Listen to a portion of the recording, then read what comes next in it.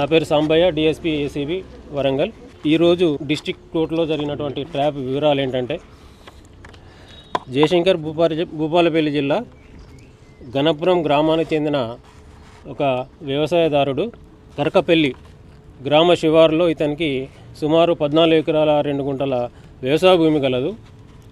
ఇట్టి భూమిపై ఆ పక్కనున్న వ్యక్తి 1984లో సివిల్ దావా నమోదు చేయడం జరిగింది. ఇటీ సివిల్ దావా పలు దఫాలుగా కోర్టులో అడ్జర్న్మెంట్స్ అయి లోయర్ కోర్టులో మరియు ఆ పై కోర్టులో నడుచుకుంటూ ఈ డిస్ట్రిక్ట్ కోర్టు వరకు అది రావడం జరిగింది. గత సంవత్సరం సెప్టెంబర్ మాసంలో జిల్లా ప్రిన్సిపల్ జడ్జి గారు ఈ ఫిర్యాదుదారునికి అనుకూలంగా తీర్పు రావడం జరిగింది. ఆ తీర్పు కాపీ కొరకు ఫిబ్రవరి 10వ తారీఖు నాడు కావలసిన చలానా కట్టి కాపీ సెక్షన్లో అప్రోచ్ అయితే అతను సర్టిఫైడ్ కాపీ ఇవ్వడానికి 20,000 రూపాయలు ఇస్తేనే నేను కాపీ ఇస్తా అని చెప్పాడు. సో అంత ఇచ్చుకోలేను అని చెప్పి మళ్ళీ అతను రిటర్న్ పోయి తేదీ 13వ తారీఖు నాడు మళ్ళీ వచ్చి, సార్ నేను అన్ని డబ్బులు ఇచ్చుకోలేను, ఏమైనా తక్కువ చేయండి అని అంటే 5,000 ఇవ్వమని అక్కడ డిసైడ్ అయింది.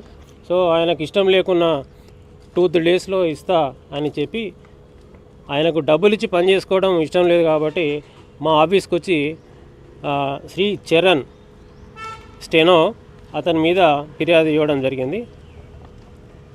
ఏసీబీ ట్రాప్ ప్రకారంగా మా పై అధికారుల అనుమతితో ఈరోజు అటు 5,000 రూపాయలు తీసుకొని వచ్చి చరణ్కి దగ్గరికి వచ్చి సర్టిఫైడ్ కాపీల గురించి అడగగా, ఆ సర్టిఫైడ్ సెక్షన్లో ఉన్నటువంటి రజిత, సునీత వాళ్ళని అప్రోచ్ అయ్యి వాళ్ళకు డబ్బులు ఇచ్చి వాళ్ళ దగ్గర కాపీ తీసుకోమని సూచించడం జరిగింది. ఆ చరణ్ సూచనల మేరకు కాపీ సెక్షన్లోకి పోయి మొదట రజితకు డబ్బులు ఇవ్వగా ఆమె సర్టిఫైడ్ కాపీ అందజేసింది. ఆ తర్వాత సునీత ఆ డబ్బులు చరణ్ నన్నే తీసుకోమన్నాడు అని చెప్పి ఆమె దగ్గర నుంచి సునీత కూడా తీసుకున్నది. వాళ్ళకు అవి లంచం డబ్బులు అని చెప్పి నాలెడ్జి కంప్లీట్గా ఉంది. కాబట్టి ఆ చరణ్ని, తర్వాత రజిత, సునీత ముగ్గురిని కూడా మేము అదుపులోకి తీసుకోవడం జరిగింది. వీరిని రేపు ఉదయం ఏసీబీ కోర్టు వరంగల్లో ప్రొడ్యూస్ చేస్తాము.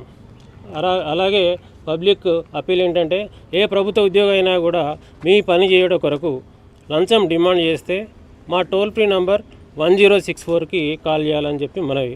ఈరోజు ఈ ట్రాప్లో మా వరంగల్ ఇన్స్పెక్టర్స్ ఎల్ రాజు, ఎస్ రాజు మరియు ప్రభాకర్ సిబ్బంది పాల్గొన్నారు. అడ్వకేట్ ద్వారానే కోర్టులో, లోయర్ కోర్టులో ఫస్ట్ ఆర్గ్యుమెంట్స్ అయినాయి, తర్వాత జడ్జిమెంట్లు అయినాయి.